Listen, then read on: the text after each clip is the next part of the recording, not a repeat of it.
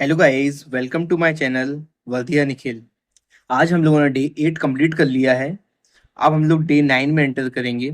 Day 8 में हम लोगों ने neighbouring countries, state and union territories, research centre of India and government of schemes, ये स्टैटिक जीके में किया था। और रीजनिंग में किया था cube and cuboid, syllogism, statement and argument. ये टॉपिक कंप्लीट किए थे हम लोगों ने कल। आज आज हम लोगों ने ये सब टॉपिक कंप्लीट किए हैं। और कल के लिए, डे 9 के लिए होगा स्टैटिक जी का टाइम टेबल है।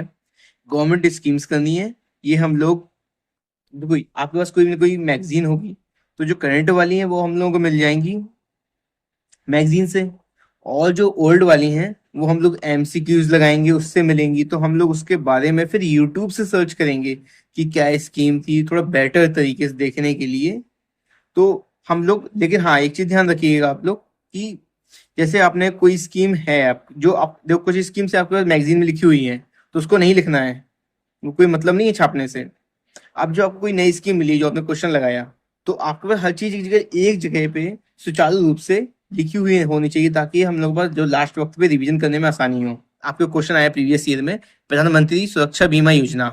ठीक है, तो अब हम लोगों ने क्वेश्चन लगा लिया, लेकिन आप उसको क्या करिए कि एक जगह कहीं पर उसको लिख लीजिए साथ में, ताकि आपको लास्ट वक्त पे पढ़ने में आसानी हो। और सब कुछ नहीं लिखना है स्कीम के बारे में कि 2 पन्ने भर दिए स्कीम के बारे में। सिर्फ 3 से 4 लाइन लिखनी, जो इंपॉर्टेंट चीजें हैं बस उतना ही लिखना है। जैसे प्रधानमंत्री सुरक्षा बीमा योजना थी, तो ये कब आई थी? 2015 में आई। बस ये लिख लेना है। किसने किया? सेंट्रल गवर्नमेंट ने की, तो वो लिख लेना है। इसमें क्या क्या था? हम लोग को सुरक्षा बीमा मिला है इसमें, तो क्या है, जो एक्सीडेंट हो जाएगा या कुछ आपको डिसेबिलिटी हो गई, कुछ भी हुआ, तो उसमें आपको इंश्योरेंस मिलेगा। कितने तक का मिलेगा? 2 लाख का मिलेगा। और अगर पार्शियल डिसेबिलिटी हुई है आपको, तो 1 लाख का मिलेगा। ठीक है। और इसमें कितना प्रीमियम भरना था? हम लोग प्रीमियम भरना था, 12 रुपए का प्रीमियम भरना है। ठीक है। और एज लिमिट कितनी है जिनके लिए एप्लीकेबल है? 18 से लेकर 70 ईयर्स। बस इतना ही लिखना है, ये जो क्वेश्चन जो पूछ सकते हैं एग्जाम में। ठीक है, बस लिख लीजिए। बस आपको बस एक बार रीड करना है, उसको याद नहीं करना है, बस रीड कर लेना है, एक जगह लिख लेना है। बस इतना ही करना है इसमें। और फिर उसके बाद international and the national organisations. ये देखिए, ये टॉपिक भी हमने पहले किया था, लेकिन मेरा ये टॉपिक कंप्लीट नहीं हो पाया था जब मैंने उस समय किया था। इस वजह से मैंने डे 9 में वापस ये टॉपिक लिया है, इंटरनेशनल नेशनल ऑर्गेनाइजेशंस। ये भी काफी बड़ा टॉपिक है। ठीक है, तो इसमें आपको करना क्या है, ये जो ऑर्गेनाइजेशन है इसमें हेडक्वार्टर्स करने हैं कि इस चीज का हेडक्वार्टर कहाँ पे है। ठीक है, और इसका प्रोग्राम क्या है, ऑब्जेक्टिव्स क्या है इसके। ठीक है, और इसके प्रेसिडेंट कौन है, बस प्रेसिडेंट भी छोड़ सकते हैं आप। बस ये 2 से 3 चीजें हैं, बस यही। और कब स्टेब्लिश हुई और कब इफेक्ट में आई, बस इतना सा ही देखना है, बस इससे ज्यादा नहीं। बस इससे में काम बन जाता है आपका। ठीक है, 2 चीजें ये होगी। और थर्ड है इंपॉर्टेंट कमिटीज। ठीक है, अब ये भी काफी इंपॉर्टेंट है कि कभी कभार ही क्वेश्चन पूछ लेते हैं कमिटीज के बारे में कि अब जैसे कमिटीज पूछ लिया, एग्जाम में पूछ सकते हैं कि शिव रमन कमेटी। ठीक है, उसके बारे में पूछ सकते हैं, अशोक मेहता कमेटी। ठीक है, ये मतलब ये तो फेमस फेमस कमिटीज हैं कि बलवंत राय मेहता कमेटी है, वो इम्पोर्टेंट है। बस उसके बारे में थोड़ा बहुत आपको ओवरव्यू, रिव्यू सा लेना है आपको बस। और उसको एक जगह पर लिख लेना है। ठीक है, शॉर्ट में लिख लेना है, 5-6 लाइन में, बस काम खत्म। 3 से 4, 5, 6 जो भी जितना भी आपको अच्छा लगे, बेटर लगे, बस जितना काम का लगे उतना लिख लेना है। फिर ये है कलर रेवोल्यूशन इन इंडिया।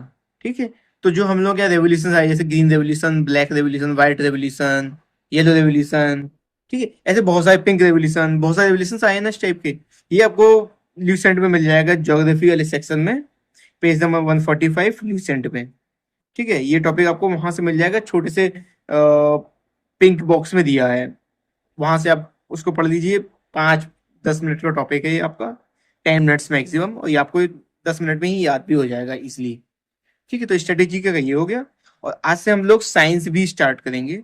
तो साइंस का आज हम लोग स्टार्ट करेंगे पहले केमिस्ट्री से। तो केमिस्ट्री में जो इंट्रोडक्शन है, हम लोग वो पढ़ेंगे।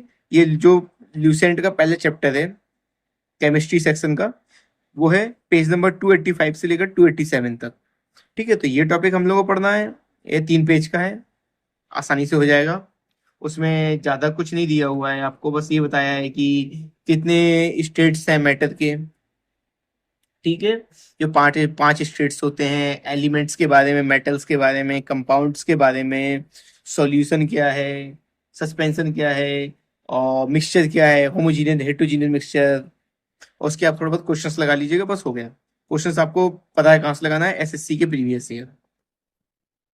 ठीक है, थ्योरी आप कहीं से भी पढ़ सकते हैं, उसमें कोई ज़्यादा मैटर नहीं करता थ्योरी कहाँ से पढ़ते हैं, लेकिन आपको अगर आप आज मान लीजिए आप यूट्यूब से पढ़ रहे हैं, तो आपको अगली बार वो चैनल नहीं खोलना है, उसकी फिर थ्योरी आपको लिख लेनी है, अपने नोट्स बना लेने हैं उस चीज़ के।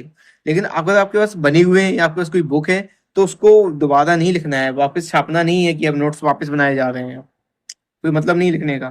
ठीक है, अब रीजनिंग रीजनिंग में 3 टॉपिक करने हैं, alphabet series, direction, ranking and sitting arrangement. ये छोटे टॉपिक हैं, इजीली हो जाएंगे आपके। बस आज का इतना ही है मेरी तरफ से। डे 10 में मुझे कहीं बाहर जाना होगा, डे 10 का आपको अपने हिसाब से ही पढ़ना होगा, मैं टाइम टेबल नहीं दे पाऊंगा। और फिर अब डे 11 में ही मिलेंगे। Okay, thank you.